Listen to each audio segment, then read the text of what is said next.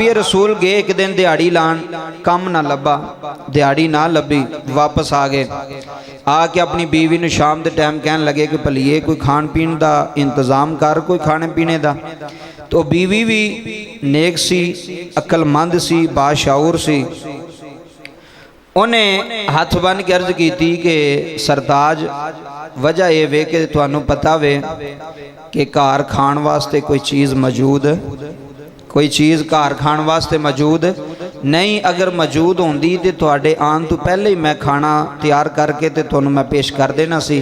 असल वजह यह वे जो इन्नी गल बीवी ने कही तो सहाबी रसूल परेशान हो गए, चेहरे ते परेशानी आ गई, फिक्रमंद हो गए।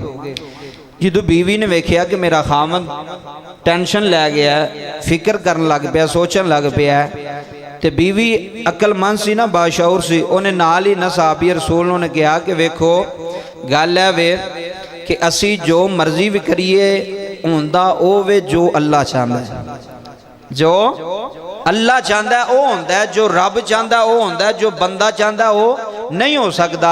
वो बीवी अपने खामद नूं सहाबी नूं कहन लगी वेखो गल है वे अगर अल्लाह ताला ने सानू नहीं दिता रिज़क, अल्लाह ताला ने कोई बंदोबस्त नहीं किया तो अल्लाह ताला फरमांदा है कि तुसी सबर करो। की करो? सबर करो। मुश्किल आ जाए, परेशानी आ जाए, भुख आ जाए तो सबर करो। तो तुसी ते मैं इंज करने आ कि जिवें अल्लाह ताला राजी है ना, अल्लाह की रजा विच ही राजी रहने आ। अगर अल्लाह ताला ने सानू भुखा रखा तो असीं भुखा रह लैने आ, सबर कर लैने आ। सबर ते फिर शुक्र करने आ। जो इन्नी गल वो बीवी ने कही ना, औरत ने कही, वो भी सहाबी रसूल सन, गल उन्होंने ज़हन विच आ गई, चेहरे ते मुस्कुराहट आ गई। उन्हें कहा ठीक है भलीए अगर अल्लाह इस तरह जाता है तो असीं इंज ही सो जाने, कोई गल नहीं। एक दिन गुजर गया, रात गुजर गई, दूसरा दिन आ गया। जो दूसरा दिन आया तो फिर वो सहाबी काम ते गया तो काम कोई ना मिलिया, दिहाड़ी कोई ना लगी, पैसे कोई ना मिले। फिर उंज ही बगैर दिहाड़ी लान तो घर आए तो शाम का वेला होया, फिर वही गल। तो बीवी ने कहा कि बई तुहानू पता वे कि घर कोई चीज़ कोई नहीं, लेकिन जिवें कल सबर किया ना, अगर असी अज भी उंज ही सबर करांगे तो हो सकता अल्लाह सानू किन्ना अजर अता फरमावे।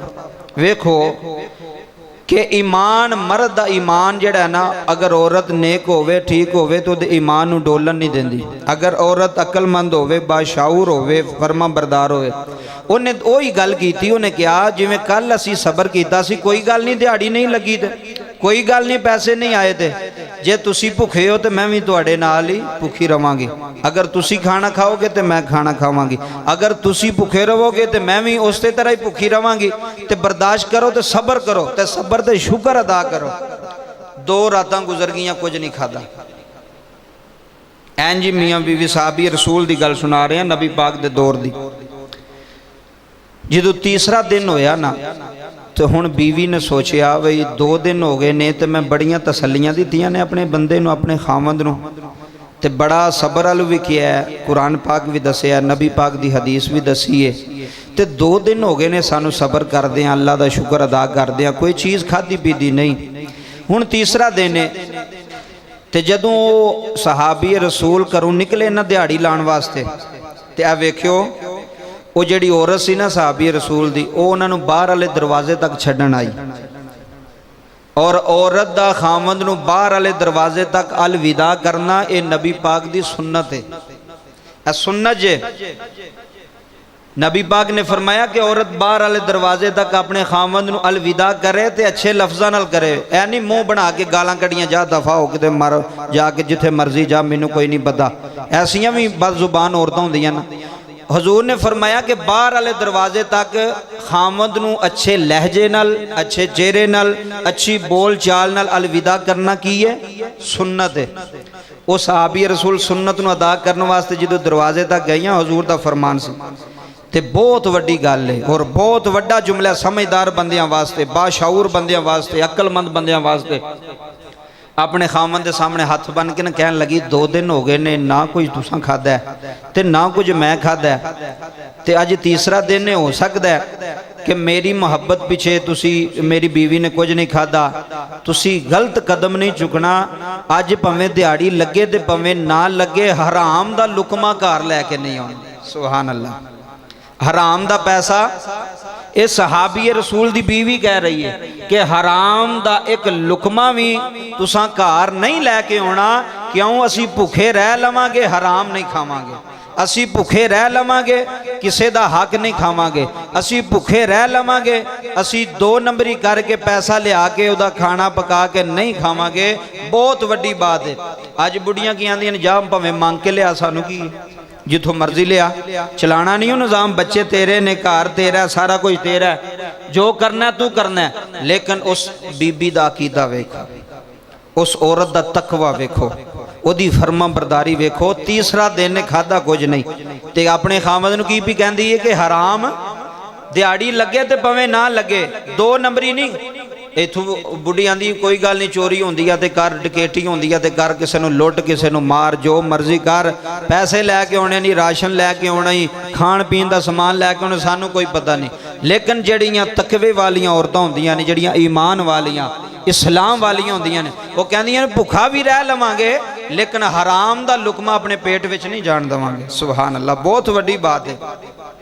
और ऐसियां औरतां नूं अल्लाह ने जन्नत दी बशारत अता फरमाई है कि जिहड़ी इंज दियां औरतां कि अपने शोहर दे ईमान दी भी फिक्र है कि कितले भैड़े पासे ना पै जाए, कितले उंज दा लुकमा लैके जिहड़ी औरत ने फिक्र होवे कि मेरा बंदा 2 नंबरी ना करे।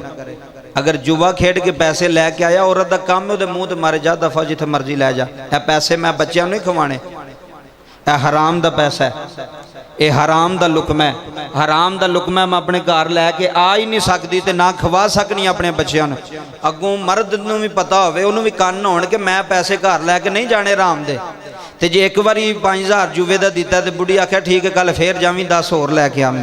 उन्होंने भी पता ठीक है मेरी बेगम भी मेरे नाल रली है, जिवें मैं खाना पैन जो भी खा रही है। इस वास्ते ऐसियां औरतों वास्ते अजाब है, ऐसे मर्दों वास्ते अजाब है। हमेशा वो ही घर वसदे ने जिन्हां दियां औरतां नेक होण, फरमा बरदार होण, बाशाऊर होण, अकलमंद होण और अकलमंदी का इजहार करन कि नहीं हराम नहीं जी सानू चाहिए, हलाल चाहिए, हलाल लैके आवो और हलाल बच्चों को खवावो।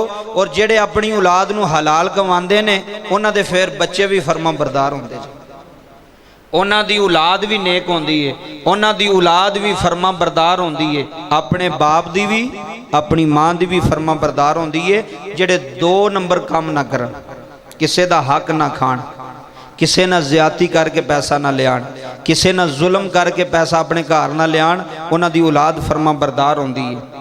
इस वास्ते हजरत जी वकार